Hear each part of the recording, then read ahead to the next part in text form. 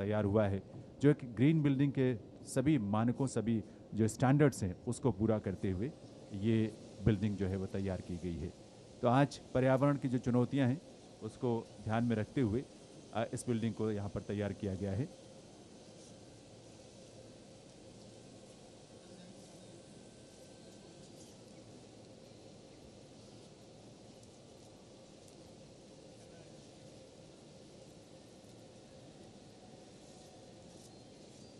और इस समय कुछ ही पलों में हम सबके बीच में प्रधानमंत्री महोदय पहुंचेंगे। चाहे वो पंजाब के किला रायपुर के ग्रामीण खेलों का दृश्य हो, वहाँ की माटी की महक और उसकी खुशबू हो, या धर्म क्षेत्र कुरुक्षेत्र में वहाँ जो वाइब्रेशंस हम महसूस करते हैं, भगवान श्री कृष्ण ने जहाँ गीता का निष्काम कर्म का संदेश दिया, और पंजाब के उन बलिदानियों की भी, और धर्म और देश की रक्षा के लिए हमेशा तत्पर रहने वाले, शहादत देने वाले वीरों को भी, उन सभी दृश्यों को यहाँ पर इस एयरपोर्ट में बहुत खूबसूरत तरीके से, बहुत एस्थेटिकली जिसको कहें, यहाँ पर प्रदर्शित किया गया है। तो इसलिए एक बहुत खूबसूरत मॉडल जो है वो ये एयरपोर्ट बना है, और उस मॉडल को, जिसमें उसे 4 स्टार की रेटिंग भी मिली है, पहली बार किसी एयरपोर्ट के टर्मिनल को, एयरपोर्ट की बिल्डिंग को इस तरह की रेटिंग मिली है। गृह जो संस्था है जो ये रेटिंग प्रदान करती है, सारे स्टैंडर्ड्स को एसेस करने के बाद, उसको परखने के बाद इस रेटिंग को दिया जाता है। और भारत में ये पहला एयरपोर्ट है जिसे 4 स्टार रेटिंग हासिल हुई है। और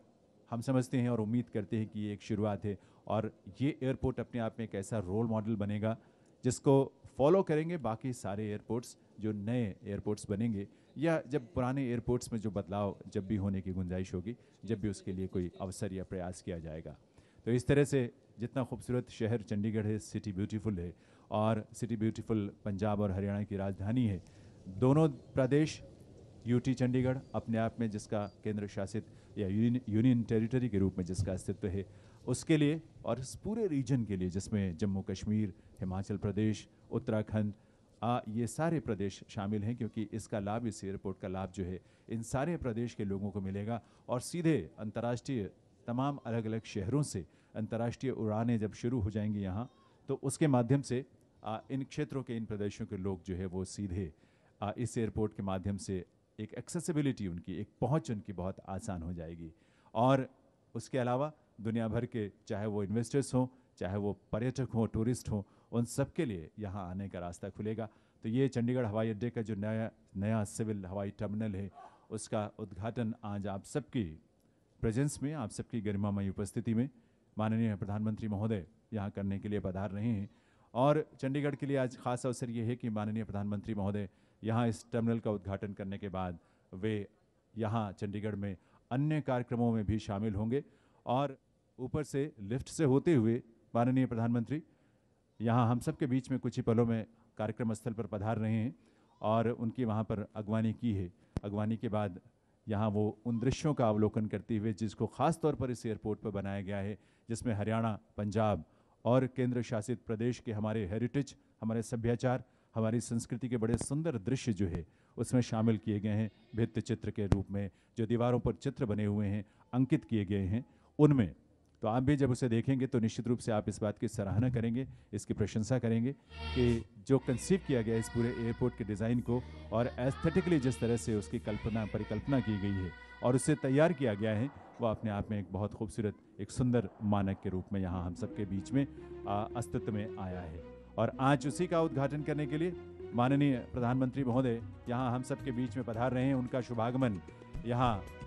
ग्राउंड लेवल पर हो चुका है, देवियों सज्जनों, और उनकी अगवानी करते हुए यहाँ उनको अगवानी कर माननीय प्रधानमंत्री महोदय को कार्यक्रम स्थल पर उनका शुभागमन हो रहा है। ये हम सब के लिए बड़े गर्व की बात है कि वे यहाँ हम सब के बीच में पधार रहे हैं। जिनकी अगवानी की है वहाँ माननीय राज्यपाल पंजाब और हरियाणा, प्रशासक यूटी चंडीगढ़ प्रोफेसर कप्तान सिंह सोलंकी ने, माननीय मुख्यमंत्री पंजाब सरदार प्रकाश सिंह बादल जी, माननीय मुख्यमंत्री हरियाणा श्री मनोहर लाल जी, माननीय केंद्रीय सिविल एविएशन मंत्री श्री अशोक गजपति राजू जी, माननीय उप मुख्यमंत्री पंजाब सरदार सुखबीर सिंह बादल जी, और बहुत सारे गणमान्य अतिथियों ने, हमारे हरियाणा और पंजाब के मंत्रीगण ने, और साथ ही सचिव नागर विमानन मंत्रालय भारत सरकार श्री RN चौबे, मुख्य सचिव पंजाब सर्वेश कौशल जी, और मुख्य सचिव हरियाणा दीपेंद्र सिंह ढेरी साहब। आइए करतल ध्वनि के साथ स्वागत करें, अभिनंदन करें परम आदरणीय प्रधानमंत्री महोदय का, जो आज इस अवसर पर यहाँ हम सब के बीच में पधारे हैं, चंडीगढ़ हवाई अड्डे के नए सिविल हवाई टर्मिनल का उद्घाटन करने के लिए, उसका शुभारंभ करने के लिए, और ये हम सब के लिए बहुत गौरव की बात है। मैं निवेदन करूंगा माननीय प्रधानमंत्री महोदय से कि वे, आप सामने जो बैठ जाएं लोग, आप सभी बैठ जाएं प्लीज़, आप सभी बैठ जाएं प्लीज़,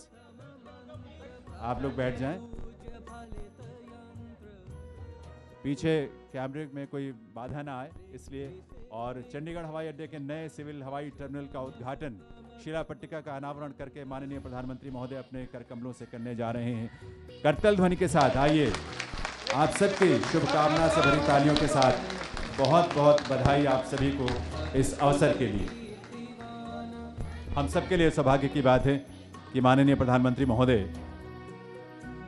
अपने तमाम व्यस्त कार्यक्रम के बावजूद यहाँ हम सब के बीच में पधारे हैं और उन्होंने इस हवाई अड्डे के, चंडीगढ़ हवाई अड्डे के नए सिविल हवाई टर्मिनल का